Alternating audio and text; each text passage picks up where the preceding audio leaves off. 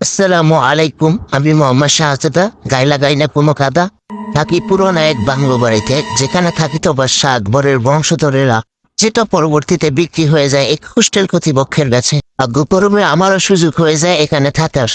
তাই আমার কাছে মনে হলো আপনাদেরকে এই বাংলো বাড়িটি একটু ঘুরে দেখানো দরকার। মুরব্বীদের কাছ থেকে শোনা যায় এই বাংলো বাড়িটির বয়স 100 বছরেরও বেশি। তাই প্রথমে চলে আসলাম ছাদে।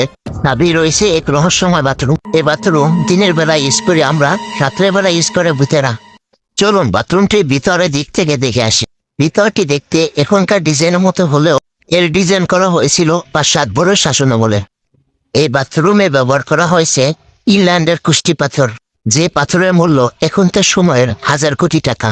এই বাংলো বাড়ির ছাদ থেকে স্পষ্টভাবে দেখা যায় রানী এলিজাবেথের স্বাস্থ্য বোনের বাংলো বাড়ি, যিনি দেখতে রানী এলিজাবেথের চাইতে সুন্দর ছিলেন। বাংলোর পাশেই রয়েছে 100 বছরের পুরানো এক রহস্যময় দিঘি, যে দিঘিতে রাত্রেবেলা বেশি উঠে হাজারো ময়লার স্তূপ। প্রতি অমাবস্যার রাতে বেশি উঠে একটি করে কাঠের নৌকা। বাংলোর সামনেই রয়েছে একটি খোলা মাঠ, যেই মাঠে খেলাধুলা করেছে বাদশা আকবরের নাতিপুতিরা।